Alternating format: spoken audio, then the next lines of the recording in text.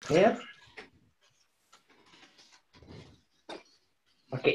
Alors, bonjour tout le monde. Bienvenue à cette activité en visioconférence là, du mercredi 20 mars. La présentation est enregistrée parce qu'il y a des gens qui nous ont dit qu'ils ne pouvaient pas être présents.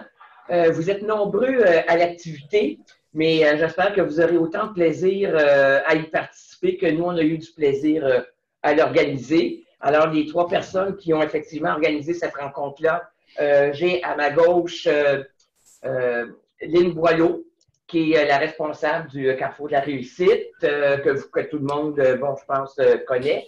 Alors, salut Lynn. Et bonjour tout le monde. Et on a en ligne ici Marie-Josée Tondreau. Marie-Josée, je te demanderais de saluer les gens. Bonjour. Alors, Marie-Josée Tondreau, donc, conseillère pédagogique au Cégep, conseillère pédagogique TIC au Cégep de l'Abitibi-Témiscamingue et membre active de l'équipe prophétique des étudiants du collégial.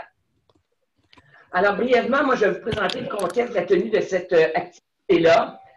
Je pense que vous le savez, on n'a pas besoin d'être répondantique, je pense, pour savoir qu'actuellement, on vit une espèce d'effervescence en ce qui a trait à l'intégration pédagogique des technologies. On a un plan d'action numérique qui a été publié en mai dernier par le ministère de l'Éducation et de l'Enseignement supérieur. Ce plan d'action numérique-là vise, entre autres, à soutenir les enseignants, mais aussi beaucoup les étudiants dans la maîtrise de compétences informationnelles et technologiques et à exploiter le numérique là, comme valeur ajoutée dans les pratiques d'enseignement. Ceux qui travaillent dans les programmes d'études, ben, vous savez que de plus en plus dans les devis ministériels, des programmes qui sont révisés, on intègre de plus en plus des compétences liées là, à la maîtrise de compétences informationnelles numériques. Puis bon, je me permets de vous dire aussi qu'on observe là, des corrélations intéressantes là, dans des études qui sont faites entre la maîtrise de compétences informationnelles, entre autres, et certains facteurs associés à la réussite, comme la persévérance, les résultats scolaires, etc. Donc, l'an dernier, ceux d'entre vous qui étaient là, Huguette Dupont du Cégep de Granby, Anne-Frédérique Champoux du REBIC et moi-même avons fait une présentation au colloque du Carrefour de la Réussite où nous avons parlé justement de la maîtrise de compétences informationnelles et numériques dans un contexte programme. Lors de l'activité, vous avez été invité à mettre sur papier des conditions qui pourraient favoriser l'intégration des compétences informationnelles. On a tout gardé ça, puis Lynn va vous en parler là, de façon beaucoup plus exhaustive dans quelques minutes. Ce qui fait que l'objectif de cette activité-là, à mon avis, il est triple. Premièrement, vous allez être invité à participer activement. C'est la raison pour laquelle on a mis en lien la page de prise de notes collaborative, mais en même temps, vous avez la possibilité de vous exprimer verbalement. À partir des conditions qui avaient été spécifiées au colloque du Carrefour, on va être invité à mettre en commun des pratiques gagnantes réalisées dans les collèges qui sont en lien avec ces conditions gagnantes-là. Ensuite, et ça va être la partie la plus, la partie la plus longue de la rencontre, elle va être consacrée à cela. Donc, on vous invite chaleureusement là, à vous exprimer, soit verbalement, là, soit par écrit. Ensuite, on pourrait identifier des pistes qui pourraient mener à des actions concrètes pour favoriser une intégration réussie des compétences informationnelles et numériques. Puis le troisième objectif, ben, il est un peu personnel, c'est que cette activité-là permette une collaboration, à mon avis, plus qu'intéressante entre les répondants à la réussite et les répondants TIC. Alors, le fonctionnement plus logistique, là, plus technique, si vous avez une caméra web, je vous invite à l'activer. C'est toujours plus intéressant de voir la binette des gens. Pour activer votre caméra, vous cliquez sur l'icône de la caméra qui se trouve en bas à gauche de la fenêtre, là, en bas à gauche de l'écran. Je vous demanderai toutefois d'activer votre micro uniquement lorsque vous prenez la parole, puis de l'éteindre lorsque vous avez terminé. Donc, pour activer ou pour éteindre votre micro, ben, vous allez là, en bas de la fenêtre, là, en bas à gauche, puis vous voyez l'icône du micro, vous cliquez dessus. Quand vous désirez, nous sommes nombreux, mais il est important là, que tout le monde puisse s'exprimer, que ce soit verbalement, donc, ou par écrit. Entre autres, là, quand viendra le moment de partager là, des pratiques gagnantes et les pistes d'action. C'est comme je le disais, c'est d'ailleurs la partie principale là, de l'activité en tant que telle. Donc, pour parler, ce que je vous invite à faire, je vous invite à lever la main Donc, une main virtuelle qui se trouve dans l'icône, dans la fenêtre. OK. Alors, vous cliquez sur participants. Donc, vous voyez en bas, dans le menu qui est en noir, vous cliquez sur participants et là, il y a une icône qui va être là qui vous permet de lever la main. Comme je vois que Catherine Audet l'a fait, lever la main. Là, je ne sais pas, Catherine, si c'était pour essayer, Myriam aussi, à moins que vous ayez vraiment des questions. Et, ah oui, OK, parfait. Alors, vous avez fermé votre main. Alors, vous avez bien compris l'astuce. Donc, activez, si vous voulez vraiment vous intervenir, activez tout d'abord l'icône de votre micro pour quand on va dire, ben Catherine, à toi la parole, ben là, tu seras prête à parler. Puis là, ben, c'est mon assistante, Jessica, excusez, je ne t'ai pas encore nommé Jessica, mon assistante Jessica Bouchet qui va gérer les mains levées. Et pour écrire, ben, je vous invite chaudement à le faire. Là, vous allez dans le document dont je vous ai fourni le lien hier soir tard, puis bon, la veille. C'est ça. Alors, ne vous gênez pas pour écrire dedans. Vous avez aussi la possibilité de surligner s'il y a des phrases que vous voyez apparaître, que vous trouvez intéressantes. Ben, vous pourrez les surligner. Alors, vous pourrez à ce moment-là, là, dans la fenêtre du document, cliquer sur un petit pinceau qui se trouve à la droite de la lettre A, là, de la lettre des caractères. Vous choisissez la couleur que vous préférez et vous sélectionnez votre texte à surligner. Alors, je vous souhaite une belle rencontre. Je vous souhaite beaucoup de plaisir et je laisse la parole à Lynn qui va nous entretenir là, de pourquoi une activité, donc avoir tenu une activité sur les compétences informationnelles et numériques des étudiants au Colloque de la réussite d'avril 2018. Mais d'abord et avant tout, j'aimerais savoir si c'est des gens qui ont des questions avant qu'on démarre ou si c'est clair pour tout le monde. Oui, c'est clair pour tout le monde? Parfait. Alors, Lynn, à toi la parole. Bien, merci. Alors, l'année dernière, bon, surtout les REPCAR s'en souviennent, on avait pris pour prétexte tout au long de l'année l'élaboration à venir, mais on ne savait pas à quel moment, en fait, la révision ou l'actualisation des programmes de sciences humaines et de sciences de la nature. Et donc, la plupart de nos activités n'étaient pas destinées directement à ces programmes-là, mais on se disait que c'était transférable à toute réflexion qu'on pourrait faire pour un programme en actualisation dans un collège ou pour ceux à venir. Donc, la journée du Carrefour de l'année dernière, en fait, le colloque, c'était ce qui l'avait guidé toute la journée. Donc, dans la perspective où on pourrait éventuellement recevoir le programme de sciences humaines, quels outils on avait à notre disposition pour mieux connaître nos étudiants. Ça, c'était plus le matin, mais en après-midi, l'idée, c'était de voir comment ou que sont les conditions gagnantes, justement, pour pouvoir faire en sorte de précéder un peu aussi cette actualisation de programme et commencer à réfléchir dès maintenant à une intégration de ces deux compétences, mais aussi dans les discussions, il y a d'autres compétences, entre autres langagières, là, qui ont été nommées. Alors, ça a été l'essentiel de la présentation de Nicole, Anne-Frédérique et de Huguette. Et par la suite, donc, vous avez discuté, on a photographié l'ensemble des choses que vous avez mises de l'avant et j'ai produit un document qui s'appelle la synthèse des conditions gagnantes identifiées par les participants lors de l'activité. Alors, c'est un portrait global. Ce que je dois dire, c'est que d'un groupe à l'autre ou d'un sous-groupe à l'autre, il y avait beaucoup de correspondance. C'était facile pour moi de dégager une synthèse de ce que vous envisagiez comme conditions gagnantes. Puis, j'ai hiérarchisé un peu le contenu. Ce ne sont pas les participants là, qui avaient déterminé la condition première, la condition seconde, mais plusieurs avaient mentionné l'importance d'une vision institutionnelle. Donc, je suis partie de l'institution. Puis, par la suite, je suis allée au programme d'études. C'est un choix méthodologique, si vous voulez. Ce n'est pas vous qui me l'avez proposé, mais il me semble que dans un collège, c'est intéressant quand la vision précède les actions. Alors, dans les conditions rattachées à l'institution, vous avez souligné l'importance de politique institutionnelle, donc de politique qui fasse en sorte d'appuyer les réflexions à venir, d'avoir aussi un plan des technologies informationnelles, donc informer, expliquer, soutenir, accompagner. Ce sont des mots qui sont revenus très souvent dans l'ensemble des résultats recueillis. S'assurer, bien sûr, d'avoir les ressources techniques, humaines, financières aussi, là, pour mettre en place une infrastructure. La formation, c'est revenu régulièrement, former les intervenants, au premier chef, les enseignantes et les enseignants, mais bien sûr, toutes les autres personnes interpellées et sensibiliser le milieu. Donc, c'était comme une condition première, là, gagnante, qui était identifiée. La seconde, je ne vous surprendrai pas, elle est autour des programmes études, vu comme une structure qui permet d'intégrer et de réinvestir les savoirs.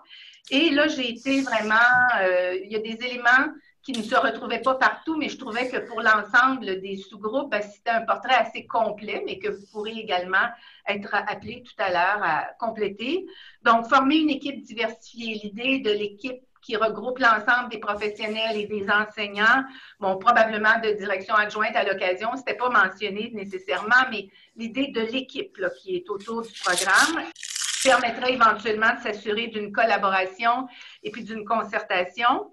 Et j'ai mis un autre élément qui est, c'était important de préciser les attentes lors de l'élaboration ou de la révision du programme d'études. Je le mentionnais, on avait pris prétexte que sciences de la nature et sciences humaines étaient en révision. On ne sait pas quand ça va arriver, mais au-delà de tout ça, on se disait, au moment de l'élaboration, dans les ateliers, qu'est-ce qu'il faut faire? Donc, inclure ces compétences-là dans les programmes, les plans cadres, les profils de sortie, l'épreuve synthèse. Donc, au fond, s'assurer que c'est pris en charge un peu partout.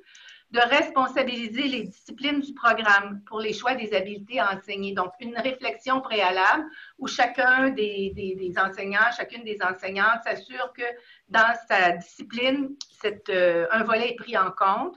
S'assurer d'une planification et d'une progression, c'est revenu souvent. Ça se retrouve un petit peu plus loin dans l'idée de l'intégration à l'intérieur du logigramme.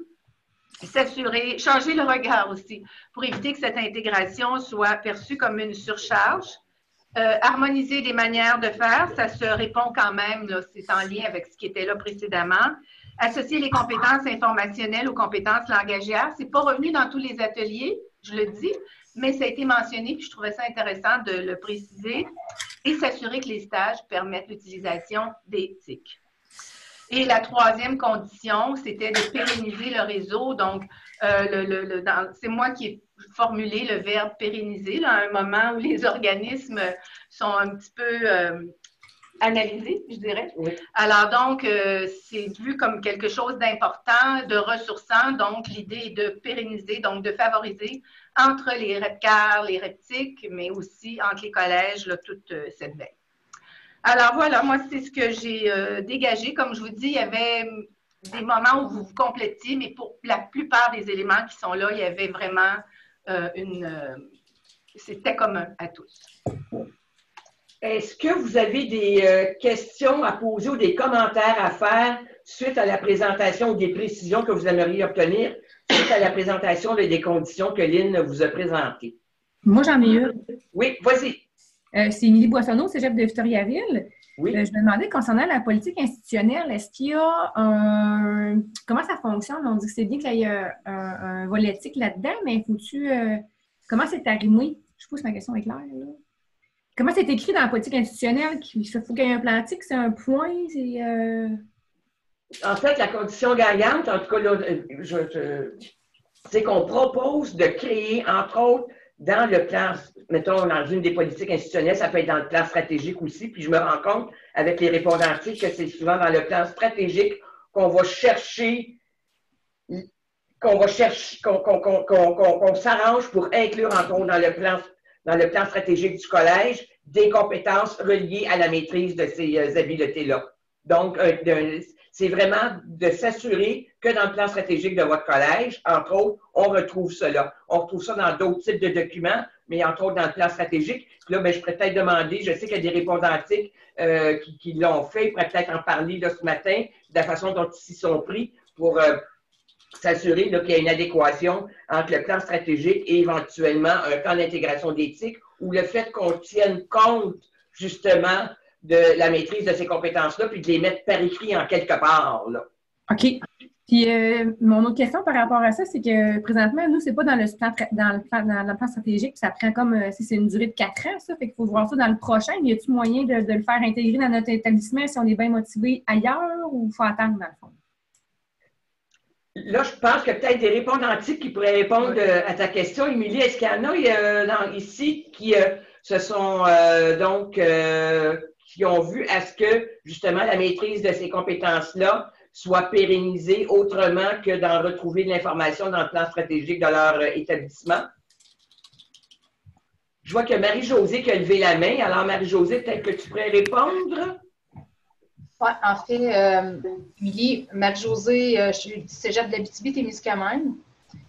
En fait, nous, présentement, c'est dans le plan stratégique, puis c'est dans le deuxième plan stratégique. Ça fait 2 fois qu'on est dans le plan stratégique.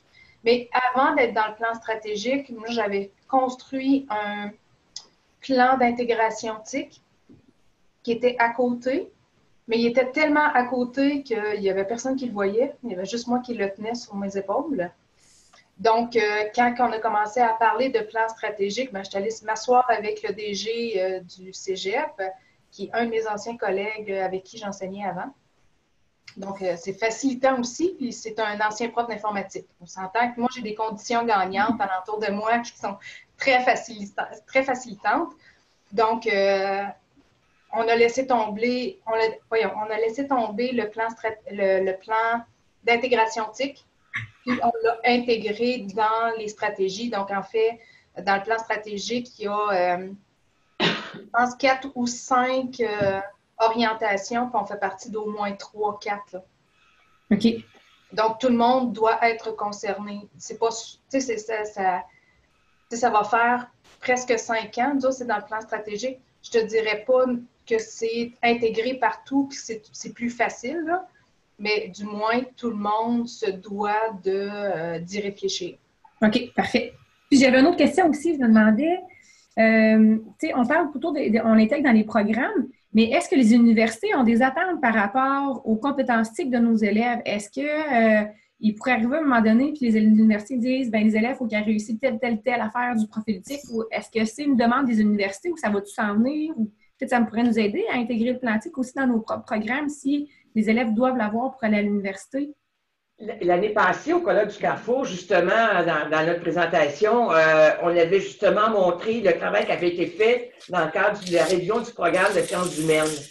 Et par la suite, moi, j'avais fait l'exercice, puis je pourrais vous fournir le lien vers le document qui avait été pondu par Jacques Bello. J'avais fait le lien entre les attentes universitaires et les habiletés du profil TIC. Puis effectivement, on retrouverait très bien cette adéquation-là entre les attentes du milieu universitaire et les habiletés du profil TIC. Donc, c'était une demande. Je sais que c'est réclamé depuis longtemps. Il y a l'Université de Montréal, il y a d'autres universités qui disaient faut qu'il y ait que quand vos étudiants arrivent à l'université, il y a une préparation. On se rend compte qu'il y a des compétences informationnelles numériques qui n'ont pas encore été développées. C'est important que ça puisse être fait. Donc, oui, il y a certaines documentations associées à ça. Soyez, veux-tu préciser? Oh, pardon. Ah, je vais vous fournir le lien, pas de problème. Oui. Ben, non, ça correspond à ce que tu dis, Nicole. Puis il y a Nathalie Canuel aussi, dont j'ai vu passer le nom tout à l'heure. On avait eu aussi cette discussion-là avec les REPCAR. Et d'ailleurs, tout ça se tient, hein, c'est dans la mesure où il y avait eu cette présentation-là, puis parce qu'on voulait avoir ce projet-là commun, Nicole et moi, puis être dans le cadre d'une révision. Mais oui, ça existe. Et puis Nicole avait fait référence justement à ces documents-là. Oui. Et d'ailleurs, je vais mettre le lien tout de suite, là, je l'ai retrouvé. Je vais mettre le lien dans la page, je vais obtenir le lien partagé. Dans la page de notre prise de notes, là, en bas, j'ai marqué documentation utile. Je vais tout de suite mettre le lien vers ce document-là. Donc, documentation utile. Merci beaucoup. Ça fait plaisir. Je mets le lien ici. Là, je compléterai plus tard. Là, le lien, là, je l'ai mis complètement en bas. C'est ça. Et voilà. Donc, je compléterai tantôt. Donc, sciences humaines, là, etc. Là. Mais j'aimerais peut-être vous entendre. Entre autres, ben là, moi, je vais vous dire que je connais un petit peu plus là, les travaux des répondantiques que ce que font les répondants à la réussite. Mais je sais qu'il y a des répondantiques qui ont justement dans leur collège un plan stratégique où on parle de compétences informationnelles et numériques. J'aimerais ça peut-être, bon, ça c'est la condition 1, on pourrait peut-être aborder les autres conditions, bien sûr, mais j'aimerais savoir si effectivement, donc c'est dans les politiques institutionnelles, s'il y a des choses qui se font. Là, je me rends compte qu'il y a des gens qui écrivent dans le chat de Zoom. Je pense à André Boudin-Lecourt, là. Je pourrais-tu écrire dans la page de prise de notes, André, pour qu'on puisse retrouver facilement là, tous les échanges qui se font. Alors, c'est des répondantiques qui veulent peut-être parler de politique institutionnelle ou de plan stratégique. Il y a de l'espace qui vous est laissé pour ça. Autrement, je vais laisser la parole à Marie-Josée qui avait décidé un peu comme de partir le bal en ce qui concerne le lien entre les conditions gagnantes et les pratiques gagnantes. Autrement, vous écrivez ou vous levez la main pour pouvoir parler. Oui. Bien, merci, Nicole. Donc, en fait, l'activité qu'on a voulu faire avec vous aujourd'hui, ça concerne vraiment le document qui est en ligne. Okay? Donc, dans le document qui est en ligne, Lynn vous a présenté les conditions gagnantes et vous avez le tableau. Donc, dans la colonne de droite, c'est tout simplement des idées que vous avez, que vous voulez, ou des idées que vous avez pensées, ou avec les discussions qu'on est en train d'avoir, des idées qui font partie maintenant intégrante de vos préoccupations. Donc, ça vaut la peine d'aller écrire ce que vous pensez. Et après ça, bien, nous autres, on va tout récupérer ça, puis on va sortir quelque chose pour vous le présenter à nouveau ou vous l'envoyer là, pour vous donner des pistes de solutions. Parce qu'on sait qu'il n'y a pas un collège qui est constitué de la même façon, on n'a pas les mêmes règles, on a à peu près les mêmes affaires, mais pas toutes. Mais en même temps, on travaille toutes pour la réussite de nos étudiants. Ça fait partie même si moi, je suis technopédagogue, je travaille pour la réussite des étudiants. Donc, ce que j'ai essayé de faire, c'est que j'ai essayé de vous trouver des exemples pour essayer de trouver des solutions qui viennent avec. Okay? Donc, ma première, c'est concernant le français. Okay? On a déjà dans nos institutions pris la décision que le français était prioritaire et important. Donc, ce qu'on a fait, c'est qu'on les a mis dans nos plans stratégiques, on les a mis dans nos politiques, dans nos PIEA. Les profs doivent corriger le français, même si ce n'est pas un prof de français. Okay? Donc, ça fait partie des règles, parce qu'on veut aider la réussite de nos étudiants par rapport au français aussi. Donc, ce qu'on a décidé, c'est on a des REP francs maintenant qui font partie de l'école. On a des personnes qui sont responsables d'évaluer les profs au niveau de leurs conditions en français. On a des cours pour les profs pour leur donner la chance d'améliorer leur français et de corriger les travaux des étudiants. On enlève des points par rapport au français. Donc, vous voyez où est-ce que je veux m'en venir. Donc, l'institution a décidé de vraiment prendre le dessus et de sa responsabilité par rapport à ça. Donc, mes questions. Oui, il y a des micros ouverts, effectivement. Donc, j'ai André qui a un micro. Super, merci, André. Donc, si je m'en viens avec le profil TIC, donc je m'en vais en même place qu'avec le français. Donc, on dit, si nos étudiants n'ont pas mis leur référence comme il faut, ils vont perdre des points parce que c'est du plagiat. OK, est-ce qu'on leur a montré? Est-ce que les profs savent c'est quoi du plagiat? Est-ce qu'on a un mécanisme qui fait en sorte que les profs reconnaissent le plagiat, savent c'est quoi du plagiat, soient capables de l'expliquer aux étudiants? Les étudiants savent tu sais quoi, mais on leur enlève des points. Donc, est-ce qu'on l'aide pour la réussite des étudiants? Pas sûr. On leur demande de remettre leurs travaux avec l'application d'un guide méthodologique qu'on s'est doté, qu'on a décidé que c'était ça. Est-ce que le prof est capable de faire les corrections de ça? Est-ce qu'il sait comment faire la correction des marges, par exemple? Comment il fait pour savoir, le prof, que les marges sont à 3 partout? Donc, est-ce qu'il sait comment aller chercher ces données-là? Est-ce que mes étudiants savent comment mettre des marges, comment paginer, comment faire une table de matière? Mais je leur enlève des points là-dessus parce que je détermine que le guide méthodologique est important, c'est institutionnel. Mon étudiant doit remettre son travail par une plateforme pédagogique. C'est son premier cours. Est-ce qu'il y a quelqu'un qui a montré comment faire? Pas sûr. Est-ce qu'il va perdre des points parce que le prof va décider qu'il ne corrige pas parce qu'il est envoyé par courriel à la place? Donc, vous voyez, on est rendu à un moment où les technologies sont utilisées. Puis, en plus, on est rendu dans un moment où les technologies sont obligatoires dans l'utilisation. On ne valide pas que nos enseignants soient capables de l'utiliser. On ne sait pas si nos étudiants sont capables d'utiliser, mais on va le mettre dans l'évaluation, par exemple. Donc, c'est là qu'on est, en disant, ben oui, on veut intégrer le prophétique, oui, on veut intégrer ces affaires-là.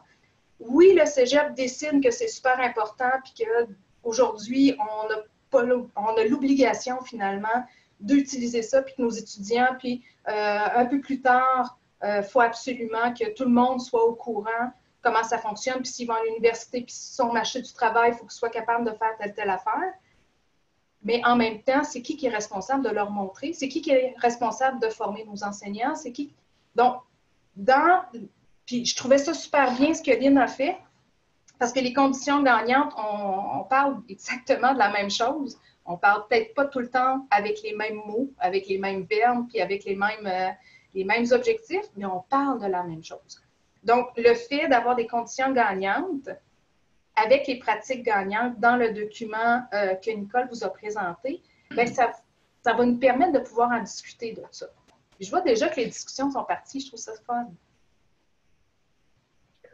Oui, puis là, ben, ce qui serait intéressant, c'est de voir justement, à partir des conditions que Lynn a présentées, est-ce que dans votre collège, il s'est fait des choses, comme par exemple ceux qui ont un plantique? Est-ce qu'effectivement, c'est, à votre avis, une condition gagnante qui mérite d'être examinée et quel impact que ça a pu avoir d'avoir un plan, par exemple, un plan d'intégration d'éthique? Quand on parle de s'assurer des ressources humaines et techniques requises, est-ce qu'il y a des choses que vous avez à dire là-dessus? La formation des intervenants, est-ce qu'il y a des actions particulières qui ont été réalisées ou qui devraient être réalisées aussi? Donc, on parle des conditions gagnantes idéales, mais en même temps qui ont été appliquées, mais peut-être aussi qui, selon vous, devraient être appliquées. Alors, ben, j'aimerais vous entendre.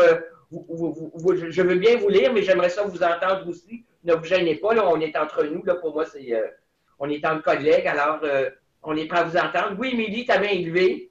Oui, j'ai une question. Je sais qu'il y a je sais que ça a été fait dans un programme, que le prophétique avait été implanté dès le départ dans un nouveau programme à Victo, tout ça. Puis quand c'est arrivé pour le mettre en place au niveau avec les profs, finalement, ça n'a pas été fait comme ça avait été dit que ça a été fait. Est-ce qu'il y en a d'autres qui ont vécu ça dans d'autres cégeps? Puis comment vous avez fait? Il y en a qui ont travaillé beaucoup là, avec le représentantique, puis pour le mettre, mais finalement, le prof est arrivé, il a fait comme finalement, j'aurais pas le temps. Ou oh non, je ne décide pas faire ça comme ça finalement. Fait que, il y a beaucoup d'efforts qui ont été mis en place finalement pour rien. Comment vous faites pour gérer ça éventuellement? OK. Est-ce qu'il y a des répondantiques qui veulent répondre à la question d'Émilie?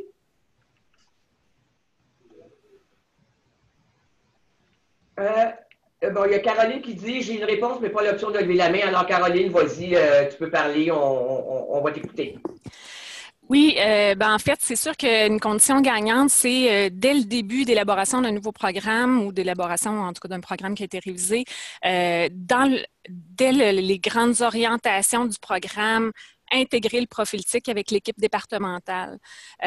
Donc, déjà, comme par exemple pour le programme informatique, nous, ça le fait partie vraiment des discussions avec le comité d'orientation et le département d'informatique. Donc, tout le monde a adhéré à ce moment-là.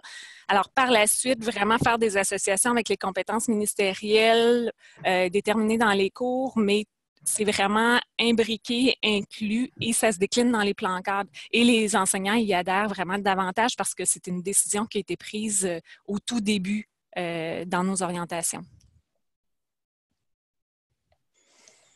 Merci.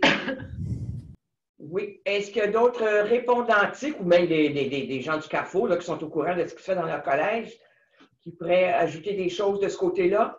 Je sais que, bon, si on décide d'intégrer le prophétique dans un programme d'études, on a un guide d'accompagnement. Et je sais qu'il y a une espèce de suivi là, qui peut être fait. Et effectivement, si on veut que ça soit réussi, cette intégration-là, il faut vraiment qu'il y ait une concertation à l'intérieur du programme d'études.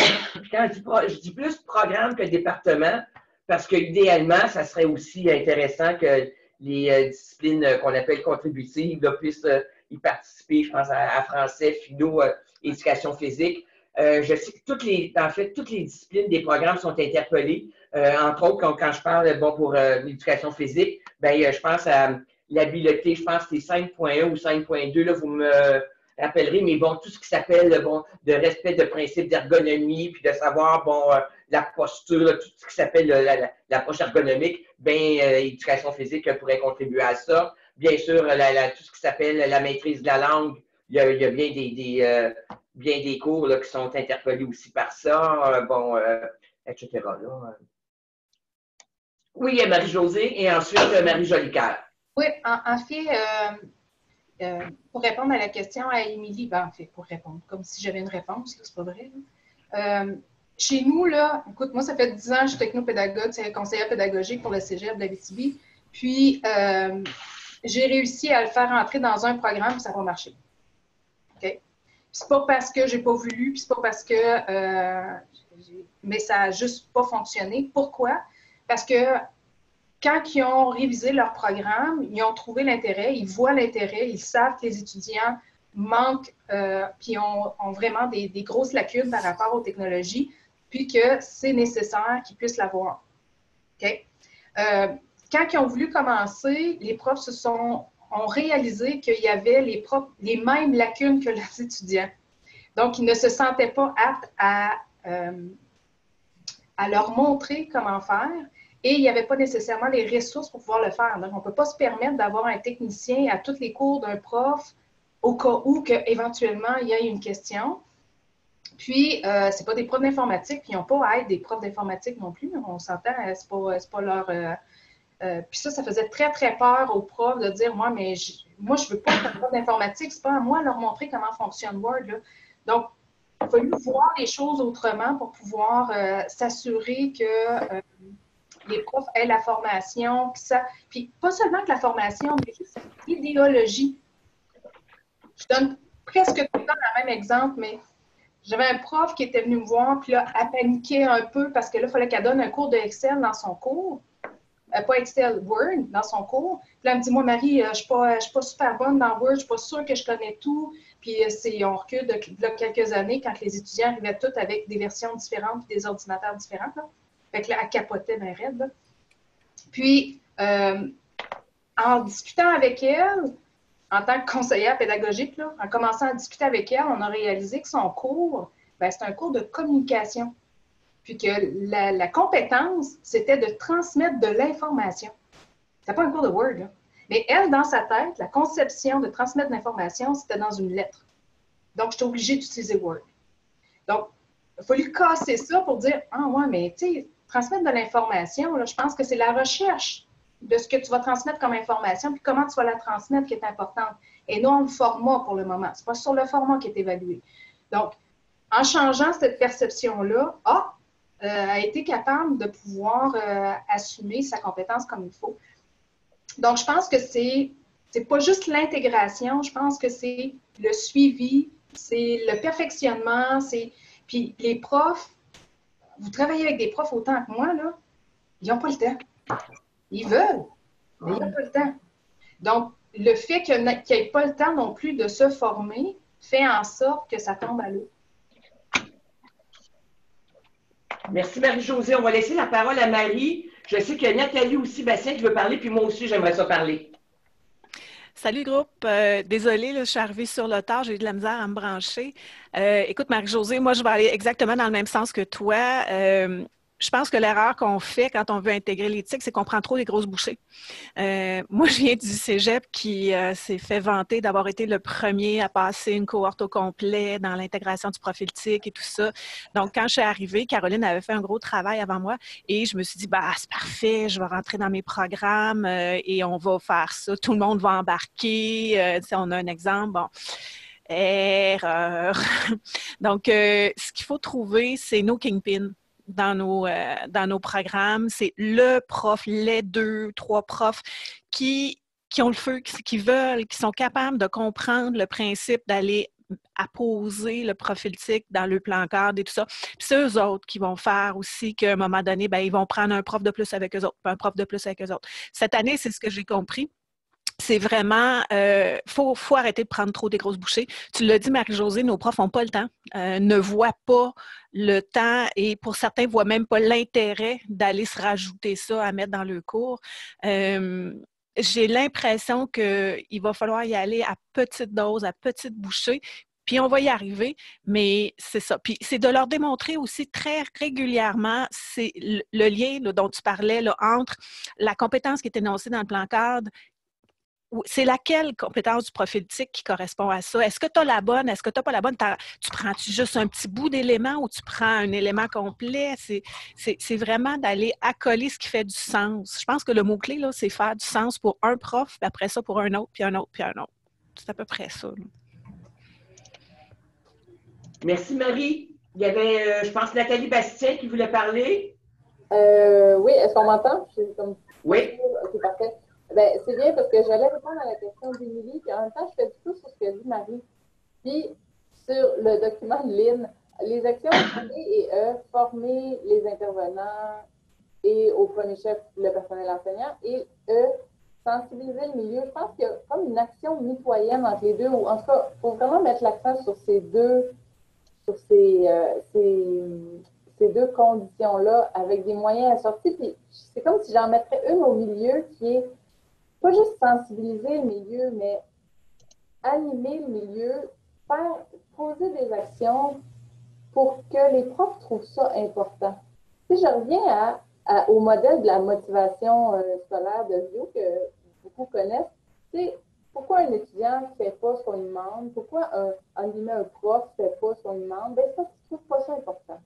Fait que comment moi je fais comme agent de changement dans mon institution pour que le prof trouve ça important d'intégrer les compétences numériques dans un contexte où ils n'ont pas le temps. Puis, on peut prendre le vecteur des politiques institutionnelles, du plan stratégique, des plans TIC, mais ultimement, à la base, je pense que nos actions doivent passer par le cadre institutionnel, bien sûr, puis elles doivent passer par tout ce qui est officiel dans le programme d'études, mais je pense qu'il y a des actions importantes à poser pour tisser le tissu de l'importance que ça a pour l'ensemble des profs. Je pense que ce que Marie disait avant moi, d'utiliser les leaders technologiques dans les départements, dans les programmes, c'est une des bonnes pistes.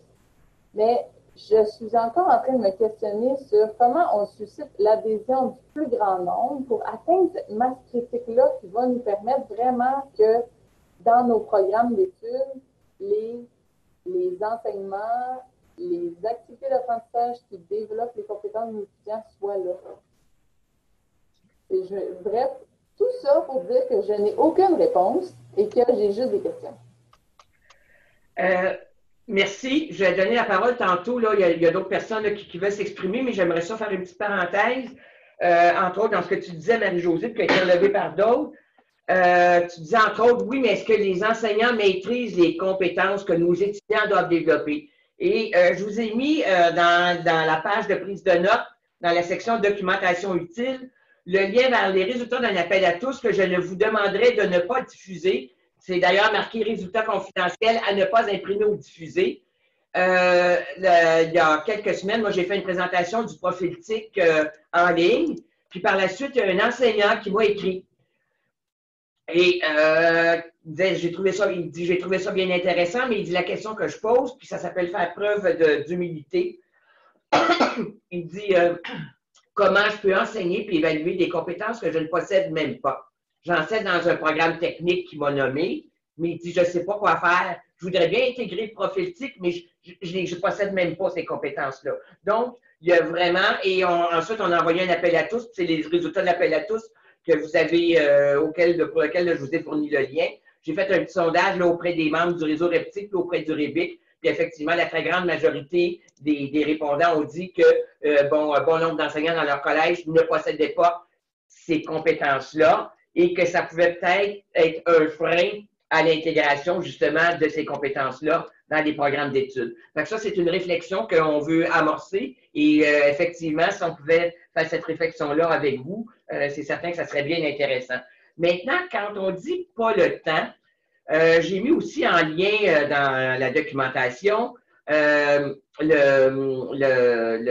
document que j'ai présenté lors de la présentation que j'ai faite, là, Enjeux et défis.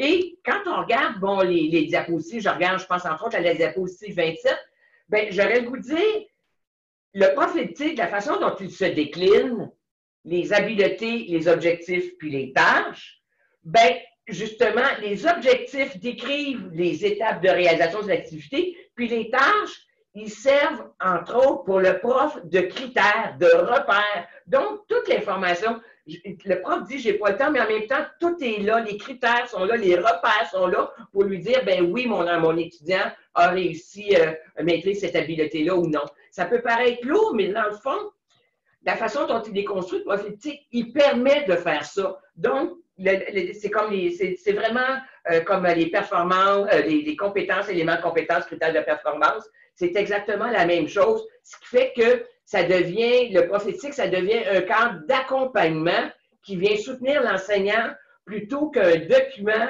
qui s'ajoute à des tâches, à des tâches actuelles avec, que c'est des nouvelles tâches. En fait, il va voir qu'il le fait faire déjà, probablement que la majorité des habiletés du profil sont d'une certaine façon développées dans les programmes, mais peut-être pas de façon formelle et peut-être pas de façon suivie, mais le profil éthique, c'est le cadre qui permet justement de ramasser tout ça et qui viennent accompagner l'enseignant dans l'intégration en tant que telle. Alors, j'arrête de parler, je laisse la parole. Je sais qu'il y avait, Émilie, je pense que tu voulais intervenir, puis ensuite, il y avait Jessica Groslot. Ce que j'ai écrit, là, avec ce qu'on dit ce matin, est-ce que ça s'est déjà fait un plan éthique concernant les profs et non les élèves? Alors, je pose la question aux gens. Alors, de toute façon, j'aurais le goût, Émilie, si les gens ne répondent pas, j'aurais le goût de te dire que si tu fais un plan éthique pour les élèves, ben, veux pas, tu fais un plan éthique pour les enseignants. Parce que si tu intègres dans ton cours, dans ton programme, des habiletés du profil, ben, il va falloir que toi, tu sois un peu à l'aise. Et deux des compétences pour lesquelles on se rend compte des fois qu'il y a des petites lacunes peut-être qui seraient améliorées, c'est tout ce qui s'appelle la recherche d'information. Est-ce que tous les enseignants savent bien rechercher l'information, évaluer les sources, etc. Puis là, il y a un travail, je pense, à faire avec le REBIC, le réseau des bibliothèques. Donc, il y a tout un travail là, sur la recherche d'information et tout ce qui s'appelle aussi traitement de l'information, qui est souvent une habileté, qui est une compétence qui est escamotée dans bien des programmes d'études. Donc, l'intégration du profil éthique veut pas, ça inclut, si on suit le guide et les travaux, ça inclut aussi des activités de perfectionnement qui vont s'adresser aux enseignants, c'est certain. Il y a déjà eu un profil de compétences technopédagogiques pour les enseignants il y a plusieurs années, là, le profil de Paul-Hubert et Carsanti. Maintenant, il n'est plus utilisé en tant que tel. Je sais que, d'ici dans quelques semaines, il y a un profil, même pas collégial, un profil national qui devrait sortir, un profil de compétences numériques transversales et numériques qui va s'adresser à tous les ordres d'enseignement et à toutes les clientèles.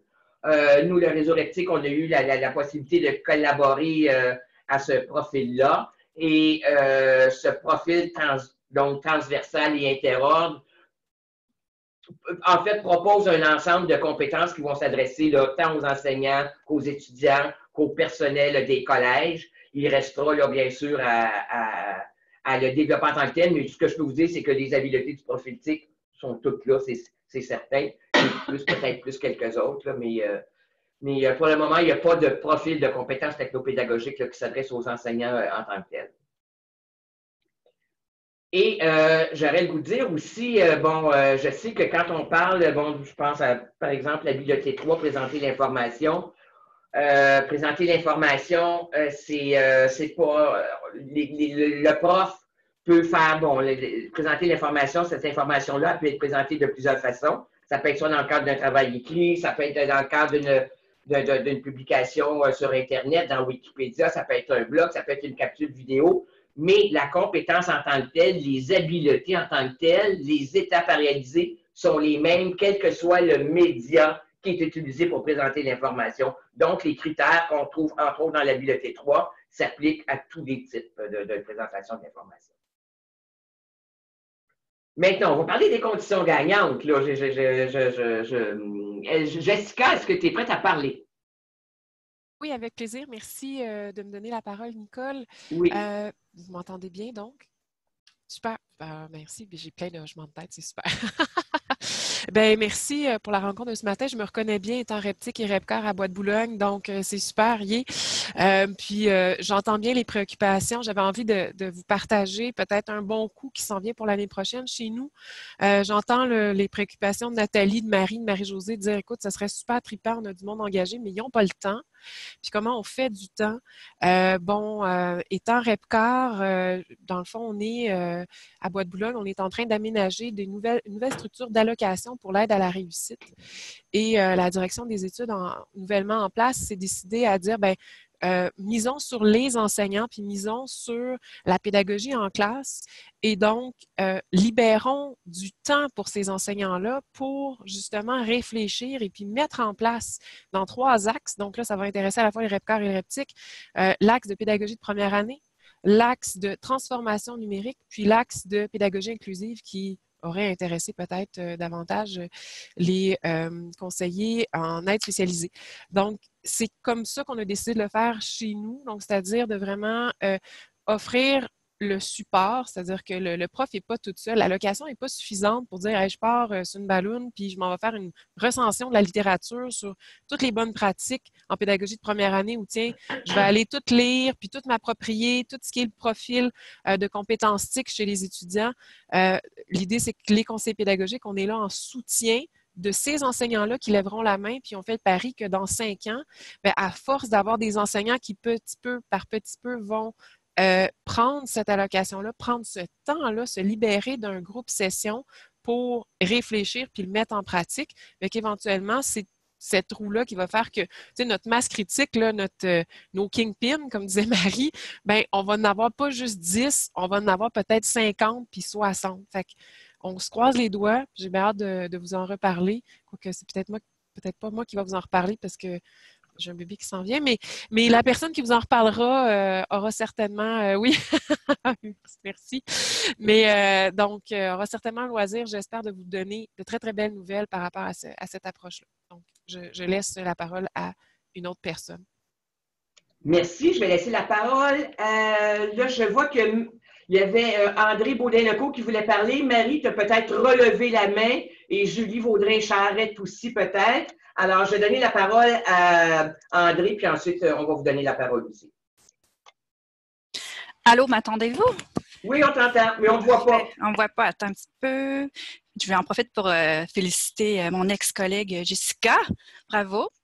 Voilà, nous, on avait à Maisonneuve pratiquement rassemblé toutes les conditions gagnantes qui ont été énumérées au départ, c'est-à-dire au niveau du plan stratégique ou des différentes politiques institutionnelles, au niveau du programme aussi.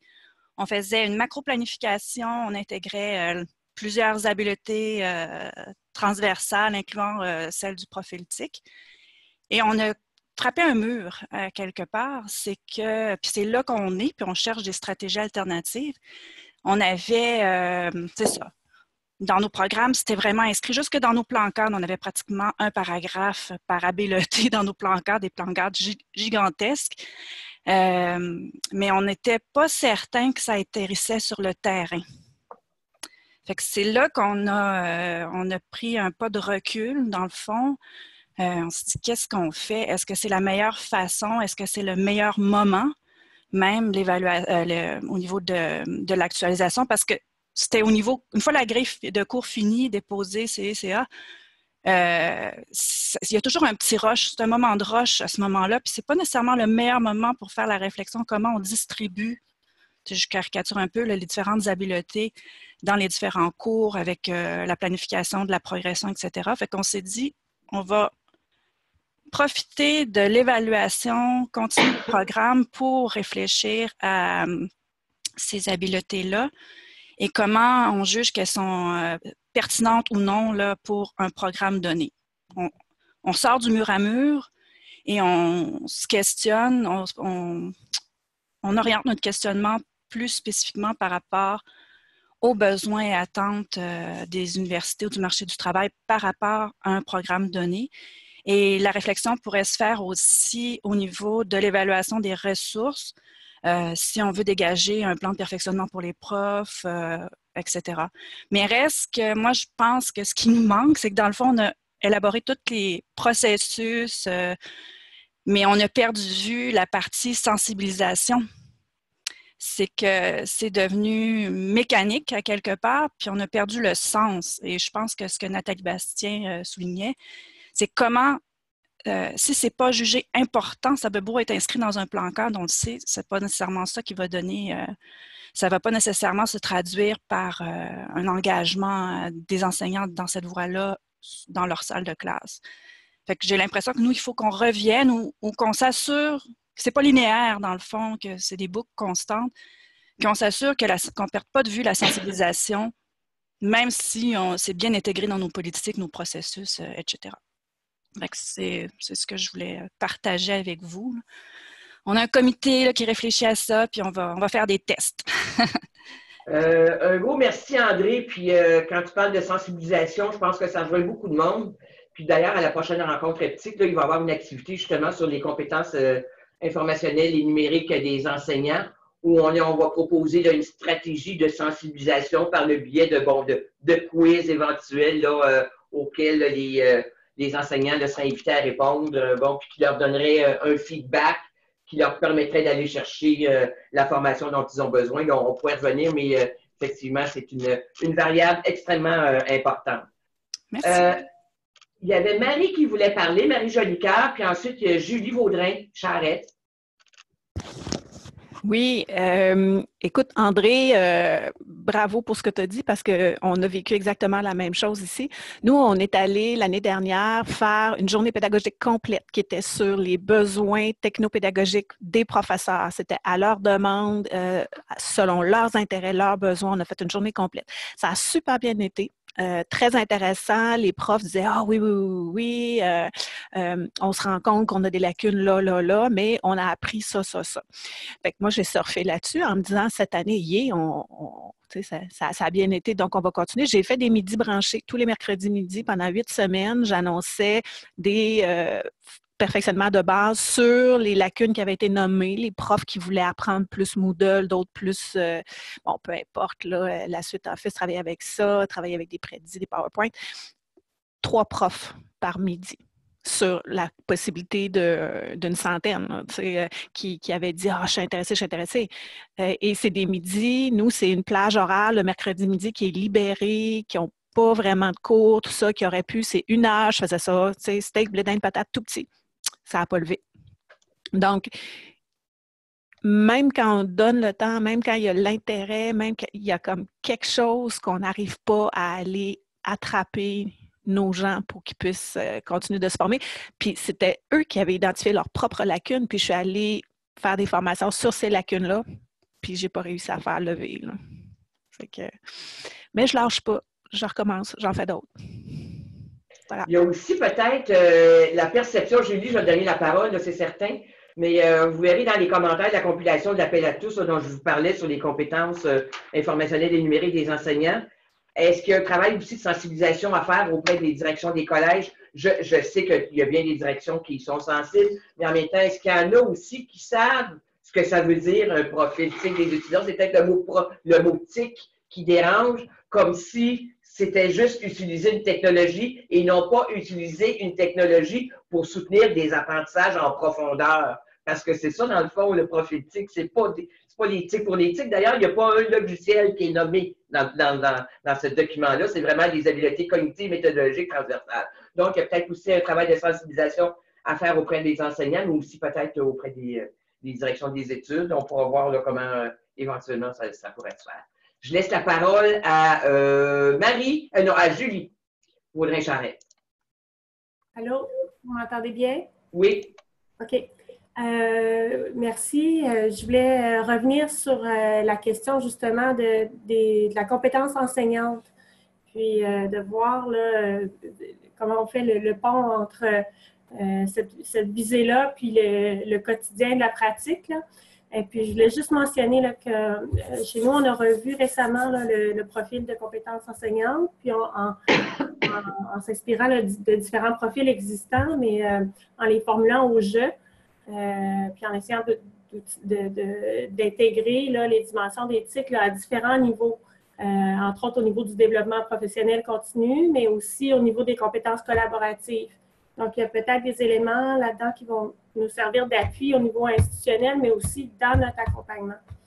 Donc, voilà, je voulais juste mentionner qu'on est là-dessus. On essaie de voir aussi non seulement les formules de formation, mais une intégration complète là, au niveau dans la pratique au quotidien.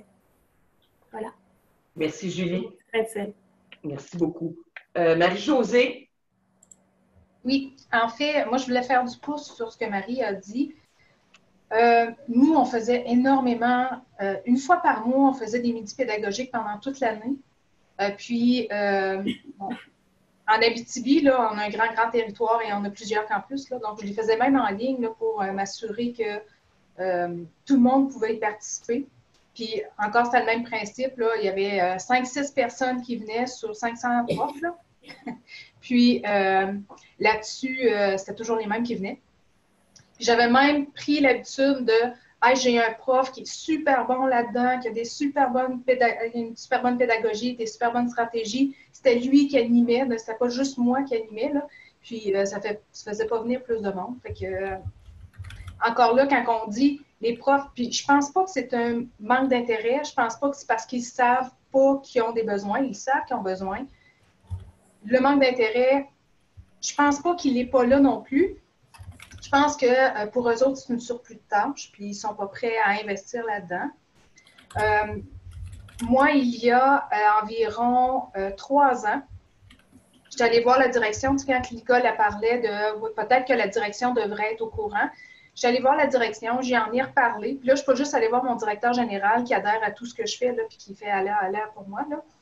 Mais je suis vraiment allée à la direction des études pour pouvoir aller débattre mon point.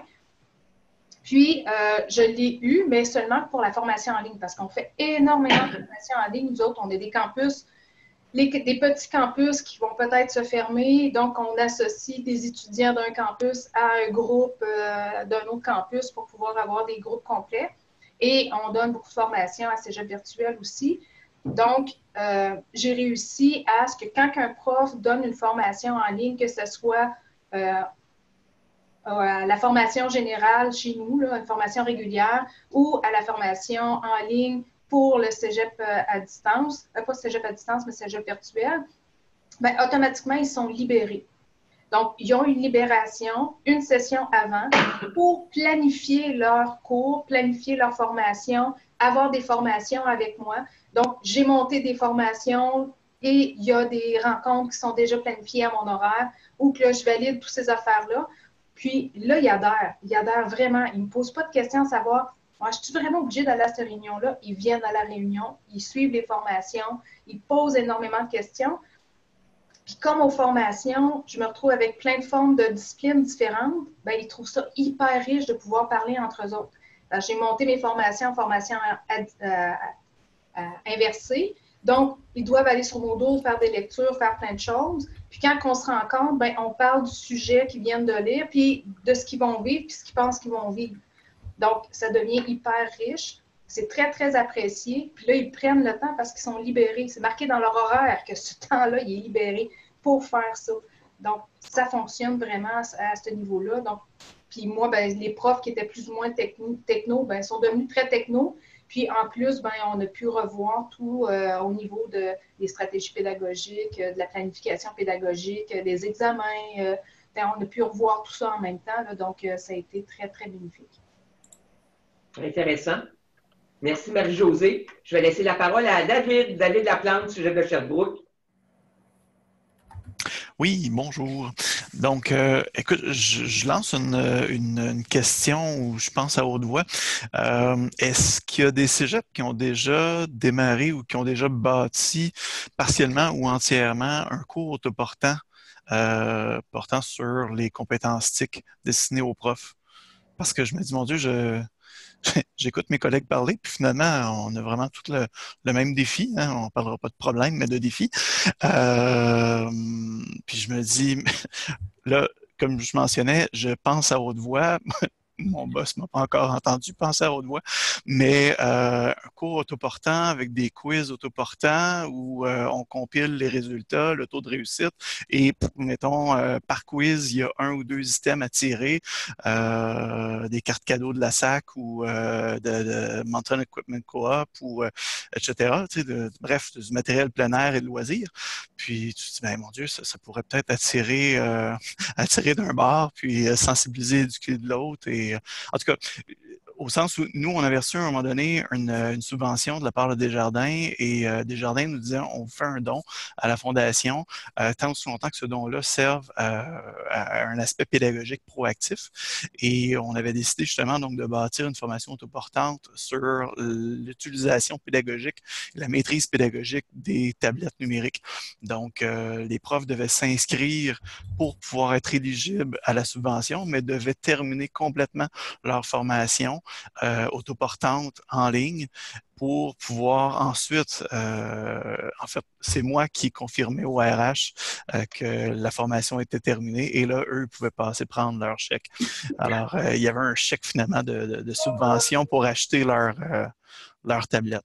Alors, bref, en tout cas, je termine ma pensée à haute voix, et je me demandais s'il y avait des collègues qui avaient déjà bâti quelque chose. OK, alors on est en attente des réponses des gens, mais tu me donnes une idée. J'aimerais ça te parler de quelque chose tantôt, mais je vais laisser la parole tout d'abord à André Baudin-Lecourt. Allô, je ne suis pas vite sur mon micro. Je reviens à la sensibilisation. Oui, ça c'est intéressant d'avoir un cours autoportant, mais je reviens à la sensibilisation. Il me semble qu'il y a les portes d'entrée sur ce plan-là. Il y a la formation en insertion professionnelle des nouveaux enseignants, où il y a une sensibilisation à faire. Nous, on a un petit bloc TIC pour tous les nouveaux enseignants qui participent à notre formation en insertion professionnelle. On est en train de bâtir une formation pour les coordonnateurs des départements. Là, je suis en train de me dire que ça pourrait être aussi une autre piste à explorer. Puis, il y a les communautés de pratique. On a mis sur pied une communauté de pratique sur l'apprentissage actif. Là, il n'y a pas de libération, mais il y a un incitatif qui est d'avoir une contrainte horaire. Et ça marche assez bien. On libère le jeudi matin pour une quinzaine d'heures de participation. Puis, nos communautés de pratique, il y a toujours un volet TIC, finalement. Ça n'empêche pas qu'ultimement, il faut revenir à une macro-planification, etc. Il faut que ça puisse se planifier, s'intégrer dans le programme, mais en tout cas, c'est un juste équilibre à trouver là, entre la sensibilisation, la formation, puis la planification. OK. Merci. Justement, je pense que bon, quand on parle de sensibilisation, puis je le vois dans le chat là, de la conversation, il faut que l'enseignant, effectivement, il trouve une valeur ajoutée à pouvoir se perfectionner dans ce contexte-là. Le cours autoportant dont tu parlais, David, avec éventuellement là, un rabais pour l'achat d'une tablette, ça peut s'avérer intéressant. Là, il y a une autre avenue aussi qu'on voulait explorer. Puis bon, est-ce que ça, on peut incorporer ça dans les pratiques gagnantes? Je ne sais pas, mais là, on veut expérimenter aussi le projet d'octroi de badge aux enseignants, comme ça se fait au primaire secondaire, là, avec Cadre 21. Il y a une vingtaine de répondantiers qui ont participé qui ont expérimenté le projet de Cadre 21. Là, il était possible de suivre un cours puis de recevoir un badge. Moi, je l'ai expérimenté aussi. Est-ce que ça pourrait être effectivement des avenues de travail, de sensibilisation, mais en même temps, la valeur ajoutée, est-ce que ça peut être une valeur extrinsèque ou intrinsèque? L'extrinsèque, ça peut être un badge ou bon, le rabais à iPad, mais je pense que la valeur ajoutée, il faudrait aussi qu'elle soit intrinsèque. Et j'ai hâte de voir comment cette progression-là va pouvoir se faire là, à l'intérieur du réseau collégial, que cette sensibilisation-là, effectivement, qu'elle soit associée à une prise de conscience de l'enseignant que oui, on est au 21e siècle, je dois posséder ces compétences-là et mes étudiants doivent nécessairement les posséder parce que le marché du travail l'exige. Puis je pense quand je parle de marché du travail, je fais le lien avec le CIFRIO, là, qui est un organisme là, qui est associé à l'informatisation des entreprises, qui dit que le marché du travail réclame ces habiletés-là et bien sûr le monde universitaire également. Est-ce que vous avez des interventions? Je vois que dans la page de prise de notes, il y a beaucoup de choses qui se sont écrites aussi dans les conditions, dans les politiques institutionnelles. Là, je ne peux pas savoir, je vois qu'André qui a écrit là-dedans, Abécomo aussi. Nous avons intégré des objectifs relativement à l'intégration d'éthique dans notre plan stratégique. C'est François là, qui a mis l'information dans la section politique institutionnelle. Les plans TIC, pour le moment, c'est vide. Il n'y a personne qui a écrit là-dedans. Est-ce que c'est une pratique gagnante? Là, il y a du monde là, qui commence à écrire. Effectivement, est-ce que d'avoir un plan d'intégration d'éthique, un plan qui, justement,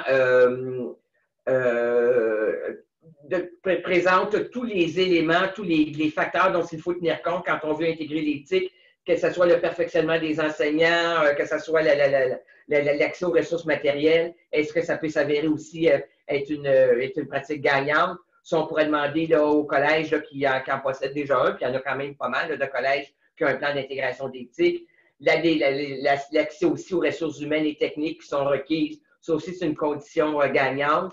D'ailleurs, Huguette Dupont qui est à la rencontre, tu disais oui, il y a de l'argent dans le plan numérique pour soutenir justement, je retournais voir dans l'espace de conversation ce que tu as écrit, mais j'aimerais peut-être ça que tu en parles, Huguette, si tu es encore là, du budget PAN.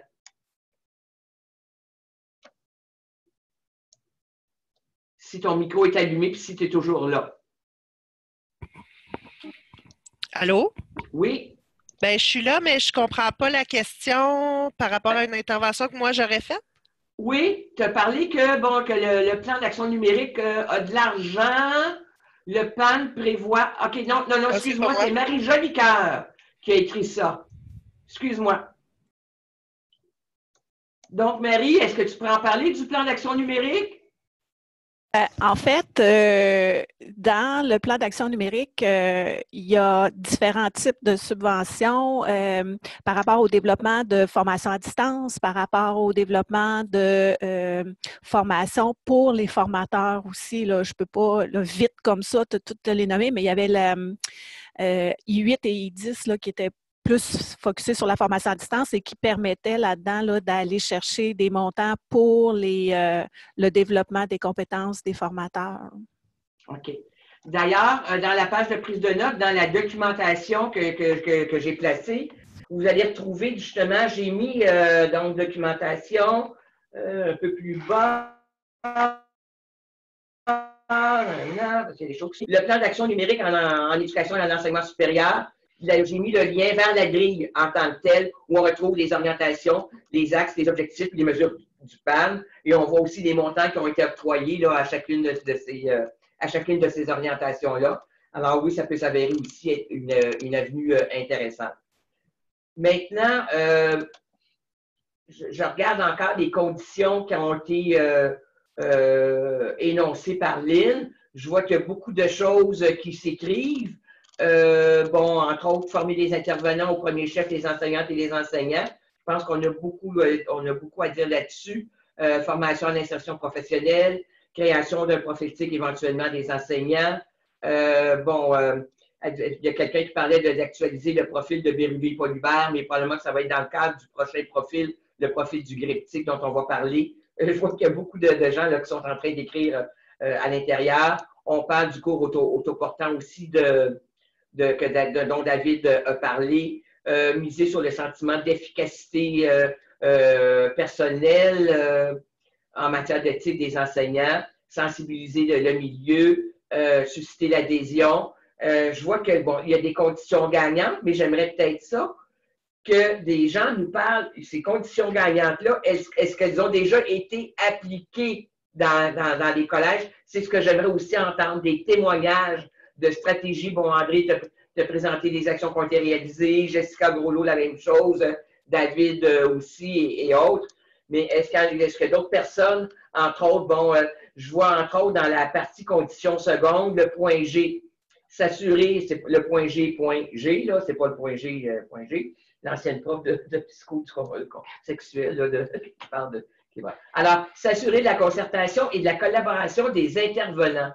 Est-ce qu'il y en a qui pourraient me dire, bon, quand on parle de concertation, est-ce que vous avez déjà vécu des situations, des comités qui, à votre avis, des compositions de comités qui s'avéraient gagnantes, effectivement, pour la composition de comités? Qui verriez-vous d'ailleurs dans l'intégration? Mettons que dans votre collège, on décide d'intégrer les compétences numériques des étudiants dans un programme d'études. De qui devrait être composé ce comité-là? Il y a peut-être Jocelyne qui pourra en parler, Jocelyne Dupont, parce que je sais qu'il y a un plan d'intégration des TIC chez toi. Est-ce qu'il y a une composition idéale de comité là, des différents types d'intervenants qui pourraient participer à ça? Je sais que, bon, moi, je collabore de plus en plus avec les gens du RIBIC, puis à mon avis, les bibliothèques devraient éventuellement là, faire partie là, des travaux. Mais est-ce qu'il y a une composition de comité là, qui vous apparaît là, vraiment intéressante? Alors, Jocelyne, on va t'écouter. Oui, bonjour. Vous m'entendez bien? Très bien. Ça va? Oui, chez nous, on a, depuis l'année dernière, composé un comité justement pour valoriser puis pour implanter un peu tout ce qui regarde les technologies dans le cégep parce que c'est quelque chose qui était très lent. Et ça a fait émerger, ça a fait aboutir des projets qui traînaient en longueur depuis longtemps. Ce qui est important, je crois, dans notre comité, c'est la latitude qui est offerte à tous les participants. Puis, c'est les personnes qui sont autour de la table aussi, je pense, qui changent vraiment quelque chose. Il y a plusieurs membres de la direction adjointe des études, donc de l'organisation scolaire, qui, eux, en fait, gèrent les sous pour des projets technopédagogiques. Il y a formation continue, qui est une direction adjointe chez nous aussi, donc qui ont beaucoup de gros projets. Et il y a évidemment direction adjointe au programme et réussite, d'où émanent quand même beaucoup de projets. Et ensuite de ça, on retrouve 3 profs. Puis en fait, c'est moi qui les ai sélectionnés. Je suis allée les chercher à la pièce, mais disons que je n'ai pas nécessairement cherché des grands utilisateurs des technologies, mais qui avait un certain intérêt.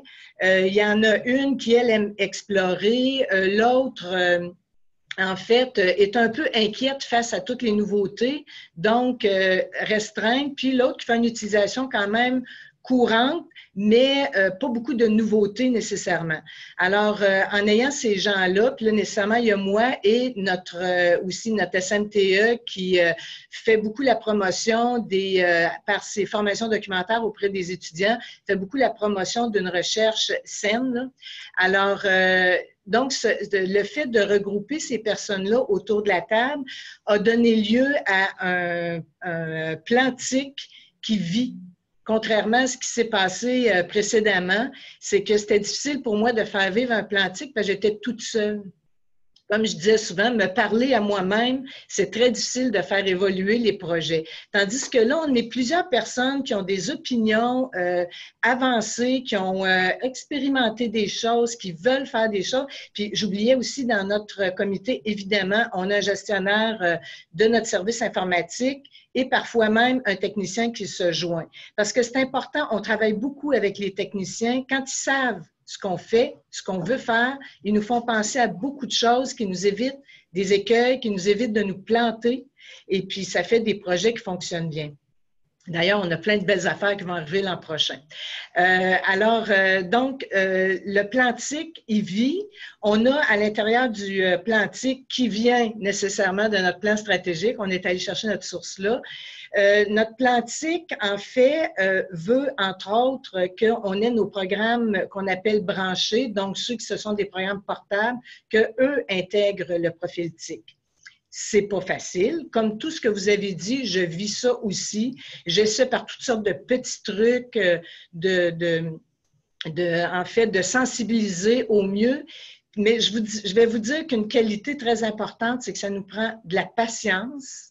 Puis à partir du moment où on est patient, c'est, je ne sais pas, on accueille peut-être mieux les délais. Puis à un moment donné, on voit arriver des événements, puis on se dit, ah, ben gardons, ça vient de démarrer.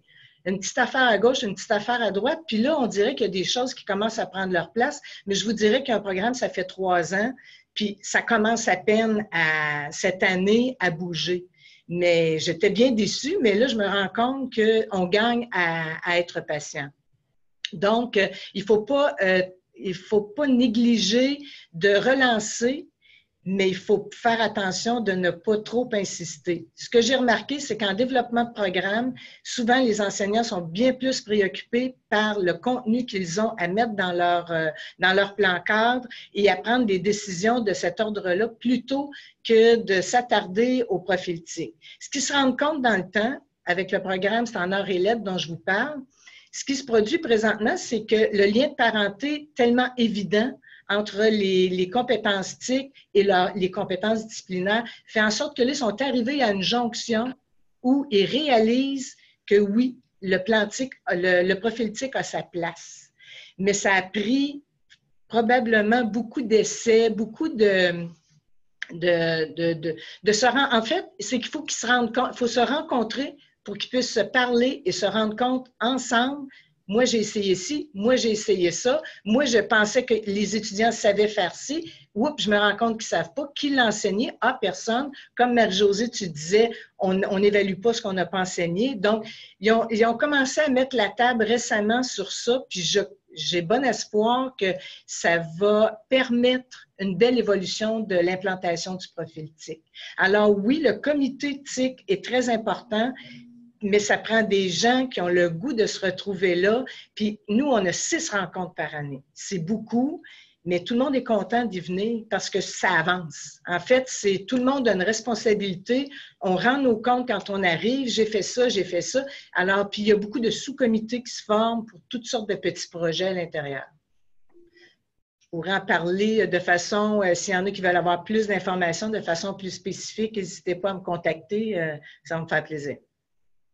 D'ailleurs, aussi à la rencontre éthique à laquelle, bon, les répondants à la réussite, vous êtes invités aussi, là, parce que dans mes invitations, je vous ai invité un collègue. Si ça vous tente de participer à certaines des activités, dont une, justement, sur les compétences numériques et informationnelles des profs, puis il va y en avoir une aussi sur les plans d'intégration d'éthique, qui va être animée justement par Jocelyne. Si ça vous intéresse d'y participer, vous êtes les bienvenus. Là, je m'adresse plus particulièrement aux répondants à la réussite. Il y a beaucoup de répondants TIC là, qui ont témoigné ce matin, puis il y a des gens de la réussite, bien sûr. Mais je pose la question plus particulièrement aux répondants à la réussite. Comment vous voyez, vous, votre rôle dans tout ça? Quelle contribution vous pensez que vous pouvez apporter en ce qui concerne justement l'intégration des compétences informationnelles et numériques des étudiants? C'est une grosse question là, que je vous pose, mais si vous êtes à l'aise d'échanger là-dessus, de lancer une première idée, puis que les autres pourraient enrichir, j'aimerais peut-être ça là, vous entendre de ce côté-là, parce que, à mon avis, bon, qu'on retrouve dans les conditions dont Lynn vous a parlé tantôt, il y a la condition 3e qui s'appelle pérenniser la veille réseau. Bien, à mon avis, pérenniser la veille réseau, ça implique, étant donné que tout porte la réussite et la finalité de tout le monde là-dedans. D'ailleurs, nous autres, on va publier là, justement un guide d'accompagnement d'un projet TIC pour justement que ça soit réussi, cette intégration-là. Mais vous, en tant que répondant à la réussite, comment vous voyez votre rôle là-dedans?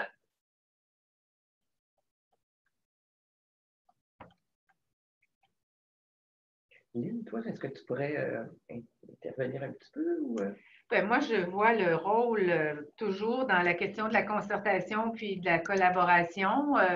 Ça dépend aussi de la structure des collèges, mais puis comment les REPCAR sont intégrés à ça. Puis c'est la même chose d'ailleurs, la même réflexion pour les REPFRANC. C'est à l'intérieur d'une équipe programme qui peuvent jouer, mais probablement dans une concertation préalable avec les REPTIC. Au fond, l'idée, c'est je vais y aller par la négative, c'est de briser des silos.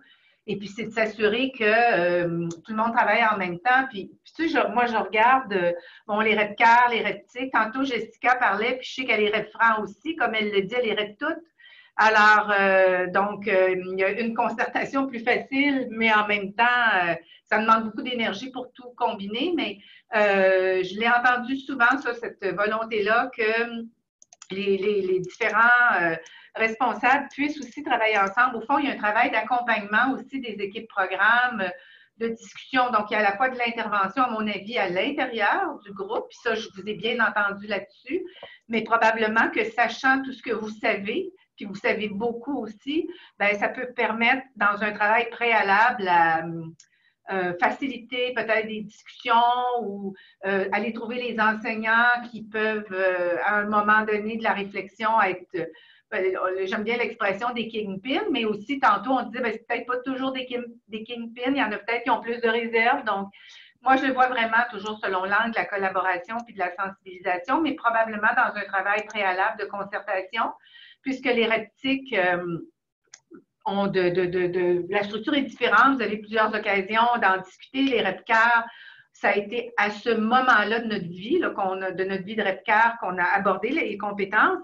Maintenant, Jessica le disait, on est plus du côté de la pédagogie de première année, ce qui n'exclut pas, bien sûr, l'intégration des TI, mais ce qui nécessite peut-être une concertation accrue entre REPTIC et REPCAR ou une sensibilisation de cette invitation-là. Donc, moi, je la vois beaucoup là, je le vois beaucoup là, pardon, le rôle. Ouais. Donc, est-ce qu'une des pistes envisageables, ça serait-tu d'investir ensemble sur la pédagogie de la première année?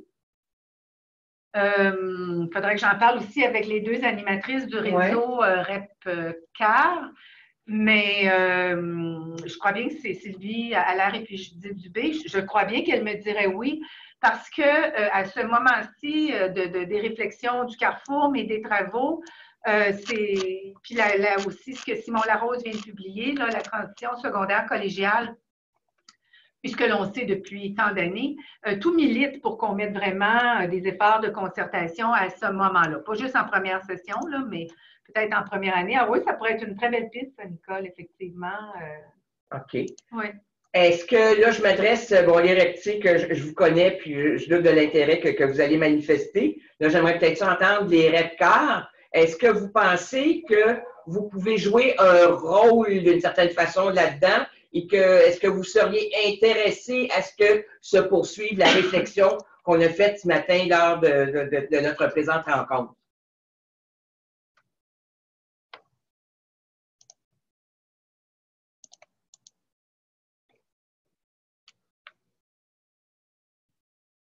Jessica Crollo. Jessica levez la main? Jessica Crollo, oui. lève la main. Ah, j'ai pas vu. OK. Oui, Jessica. Bien, c'est sûr que moi, c'est mon travail de la dernière année. Fait que oui, bien sûr, moi, je peux bien embarquer là-dedans. Mais tu sais, peu importe la posture dans laquelle je me trouve, tu sais, tout ce qui est le plan d'action numérique parle beaucoup, dans le fond, de tout ce qui va être transversal, pas seulement dans un palier d'éducation, mais tout ce qui va se faire du primaire, du secondaire, au collégial, à l'université. Donc, de parler d'une transition. Puis, on parle beaucoup d'une transition secondaire collégiale, mais d'une transition vers un milieu d'éducation, parce qu'on peut arriver du marché du travail avec certaines compétences et pas d'autres.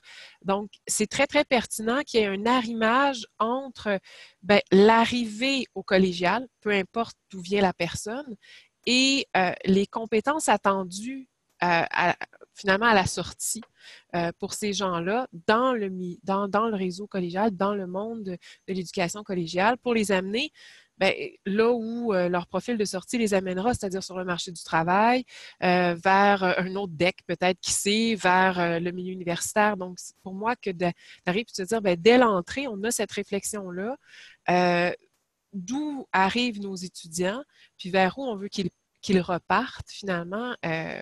oui, je trouve que ça fait du sens que le profil TIC, ou peu importe, dans le fond, les compétences numériques, je devrais plutôt dire comme ça, ça rime directement dans la première réflexion, et puis que dès leur entrée, ça soit une sensibilisation au même titre qu'il y a une progression dans les apprentissages.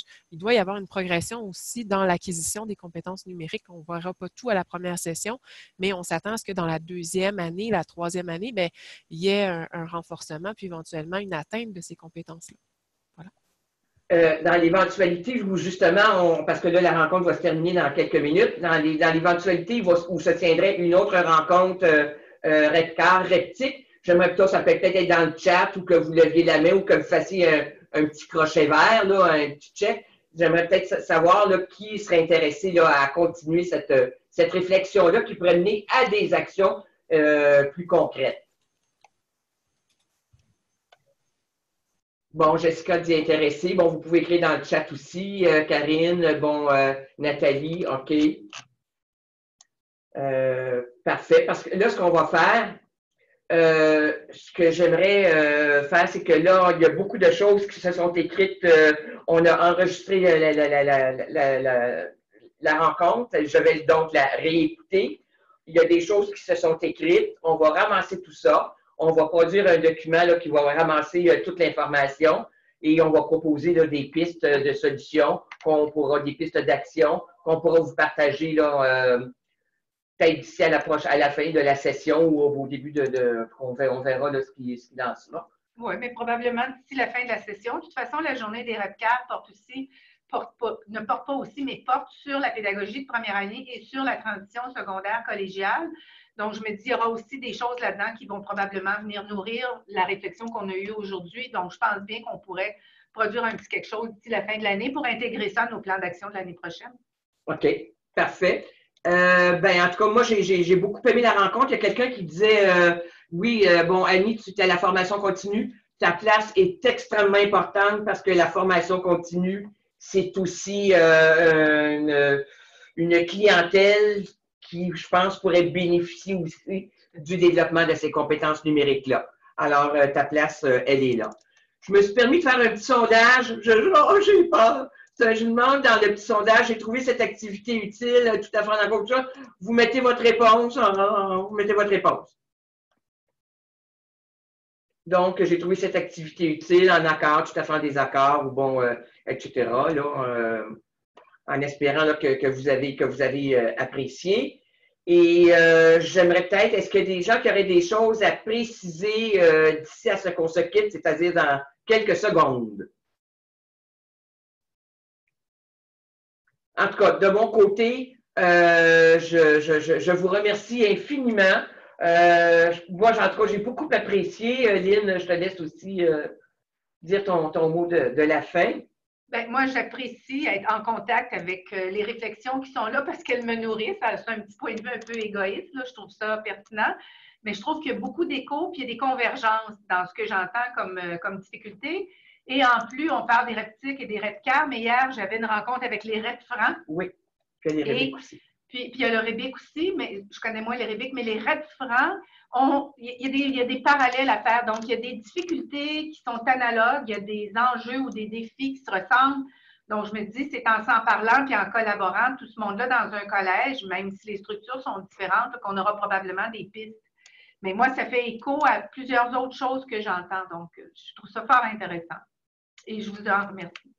Alors, j'espère que des suites seront données, puis j'espère avoir le plaisir, bon, les répondants qu'on se rencontre dans 2 semaines, mais les répondants à la réussite, j'espère je suis à mon dernier colloque de l'AQPC au mois de juin, alors j'espère avoir le plaisir là, de vous serrer la pince au colloque de l'AQPC qui va se tenir au cégep de Rimouski. Alors, je vous remercie énormément tout le monde, j'ai trouvé ça extrêmement riche et on vous donne des suites dans les prochaines semaines. Merci beaucoup et vous pouvez tout de suite encore continuer à compléter le document de prise de notes. Tout ce qui est écrit là-dedans va être analysé avec grand intérêt. Alors, merci beaucoup. Merci. Bye. Alors, bon.